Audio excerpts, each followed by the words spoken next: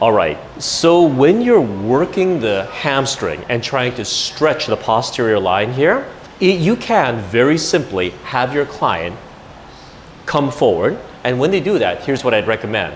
Place your hand on the barrel just for safety, because in this position, your client is only standing on one foot, and this surface area of the calf on top of the apex of the barrel is the only thing that's preventing them from falling.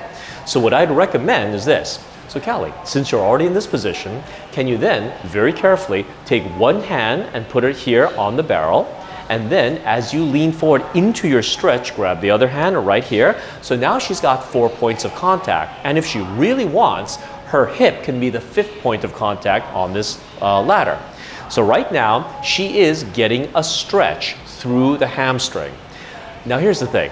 If you just want to leave it at this and have her stay here for 60 seconds as a static stretch, that's perfectly fine.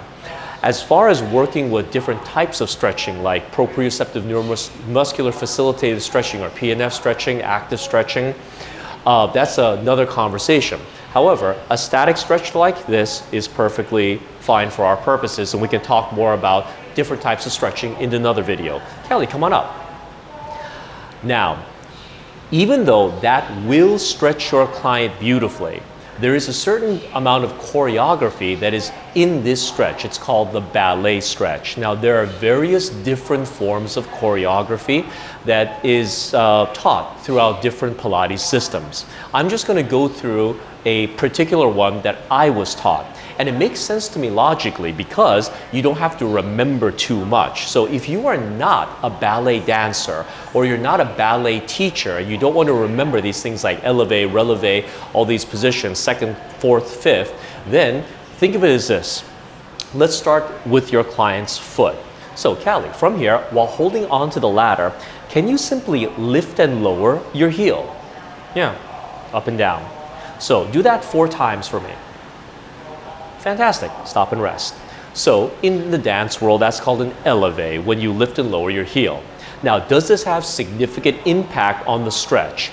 It can be argued one way or the other. However, that motion right there is not going to have too much impact on how the hip structure works biomechanically. However, there is a certain amount of tradition in Pilates, and so therefore that is something that is taught quite often. Even if you never do this yourself, if you do go to another Pilates studio and you want to do ballet stretches, this at least will make sure that you're not surprised by the request that a teacher makes for you. All right. Then the next thing you'll do is you'll bend your knee slightly. So while holding onto the ladder, I want you to just bend your left knee slightly up and down. Your spine comes up and down, almost like you're sliding up and down the wall, very plie-like. Now at this point, it can be argued there is an impact on the hip. Because your client's hips are dropping up and dropping down and going back up, there is an angle change of the femur relative to the spine. So therefore, your client will be experiencing a little bit here. Here's what you want to look for. If you stand to the side of your client here, look at their hip. As they go up and down, what you do not want to have happen is the hip tucking underneath. So show them how to do it incorrectly. So as you bend the knee, you want to tilt. Yeah, you don't want this type of tilting underneath. So come back up. Have your body lengthen in the front and then slide up and down. Now it's very subtle, but having that line of the spine makes it a much better stretch. It's like when you're trying to stretch your hamstrings out, what you don't want to do is as you're stretching out, rounding the back. You want to have this neutral spine, and which is what Callie is demonstrating right now. Okay, so we've talked about the ankle, we've gone to the knee next. Now we can start to address the hip. And from here, this is where, if you want, you can come forward and go into your hamstring ballet stretch. Now, Callie, please, hands on the barrel. Now I'm doing, even though she has excellent balance, I'm putting her hands on the barrel just for the sake of safety, because I'm big on safety. So please come forward into your ballet stretch. A couple of things you'll see. Your client will often, in order to get more directions from you, especially if they're visual, lift their head. So Callie, if you lift your head, there you go. They'll look at you, waiting for additional directions. They want to see what you're saying. If you're walking around, they're probably even going to track you with their head. Unfortunately, what this does is it puts a sharp crease in the back of their neck.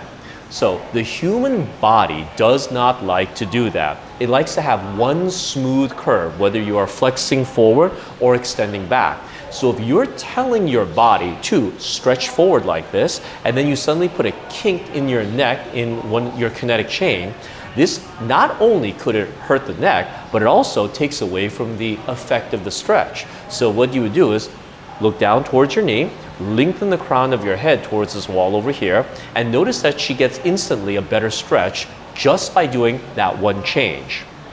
The other things to look for, we've already talked about, is the rotation of the femur and the legs. So you're looking at this straight up and down. So come on up, Callie, find the ladder with your hands, and then what you can also do is you put your client into a gentle amount of extension. So gently extend, look up towards the ceiling, and shoulders come back. So what you don't want to do is have a sharp, harsh bend in the neck. If anything, from the waist, you have a gentle arching back like you're going back over a beach ball.